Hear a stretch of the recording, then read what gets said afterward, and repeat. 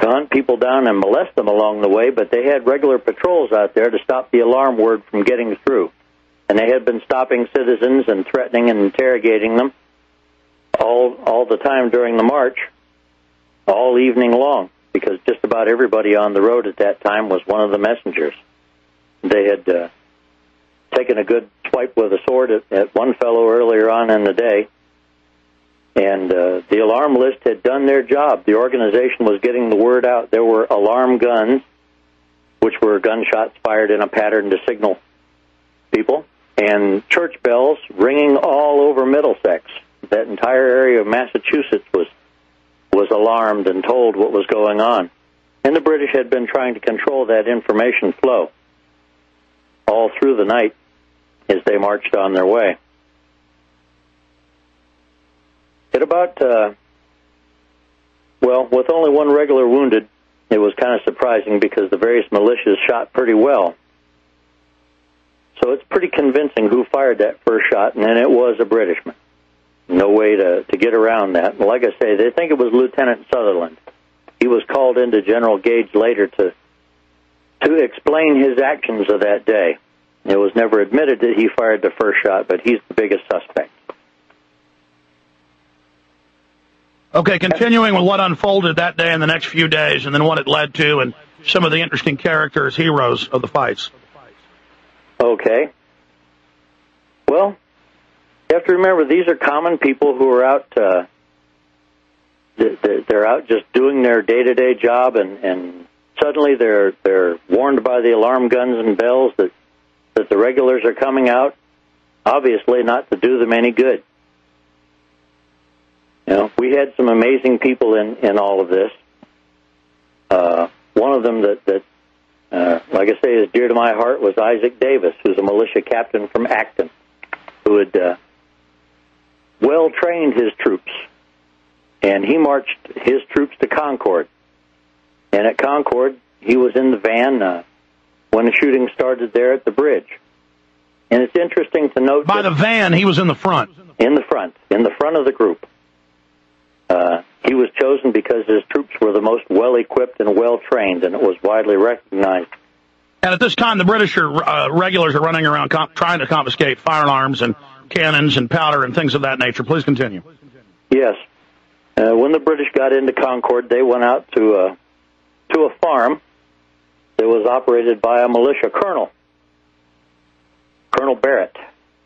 And it was heard that all of the guns and cannon had been moved to his farm and stashed there. So the British split their forces, secured the bridges in Concord, and sent a party of men to Colonel Barrett's farm so they could seize the guns, while part of the militia British stayed behind in Concord to search through the town. And they spent all morning searching through the town. And finally, Major Pitcairn had to break into the inn in Concord, threatened to shoot the innkeeper because he wouldn't open the door, got in and held him at gunpoint and told him he was going to blow his brains out if he didn't tell him where the guns were. Unfortunately, the innkeeper knew where the guns were, and he led them to 3 24-pounder cannon, which the British destroyed. They busted the carriages up and tore the trunnions off. They found a bunch of musket balls that they threw in a pond. They destroyed flour, a bunch of wooden spoons and trenchers, and they cut down the town liberty pole, which was the signpost where people would meet to exchange news and post broadsides, flyers. The Sons of Liberty meeting place. Yes, basically it was. And they started a fire with all of that wood, and in the process, the fire got away from them and set the town alight. What's most interesting is that the troops stopped their business, the colonists stopped theirs, and they got together for the first time that day and helped each other put out the fire. When the militiamen at the North Bridge, they were a mile away from the North Bridge on a hill, saw the smoke, they were certain that the British were burning the town. And they started to march back toward town when they saw all that smoke from the fires. And they were asked, in typical militia fashion, who wants to go? All of the commanders and troops were consulted, and Captain Isaac Davis said, "I have not a man that is afraid to go."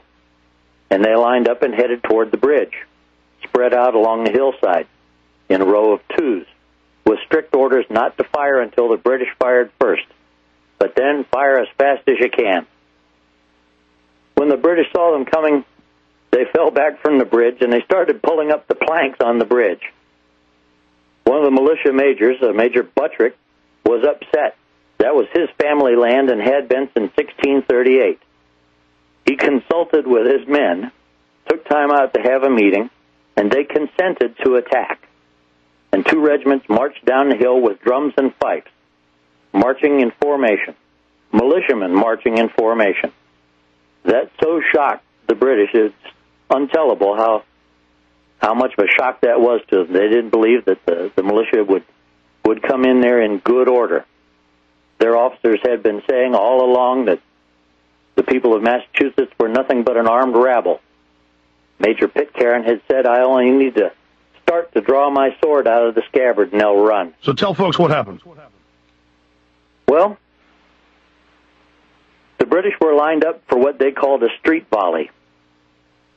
There were only 8 or 10 abreast, and one row would fire, and then the succeeding row would come up, and they would keep up a continuous fire that way. But they were bunched up with a narrow front. When the militia came down the hill, one of the British troops in a line, nobody knows who, fired, and all the rest of the British began to fire. Isaac Davis was killed in that opening volley with a ball through the heart. When the British fired, they were never taught to aim. There were no sights on a Brown Bess musket, and usually they shot high. That's just kind of the way they worked. This was designed for huge armies blasting each other from just 50 yards away. Right. They fired in formation, and really they considered the bayonet to be the primary weapon. So they would fire the gun and then fix bayonets, if it weren't already, and do a rush. Well, we aimed, and the British didn't. They shot high, we shot low, and we decimated the British, almost exterminated every officer in that company. All right, stay there. Stay there. I want to hear more about this, and some of the listeners. The start of the war that led to this republic. And now we have the great-great-great-grandchildren of the British New World Order system bringing in their corporate slave state yet again and attempting to decimate the Second Amendment. We'll stay with it when we get back. The headlines are clear. The worldwide economic collapse is here. The military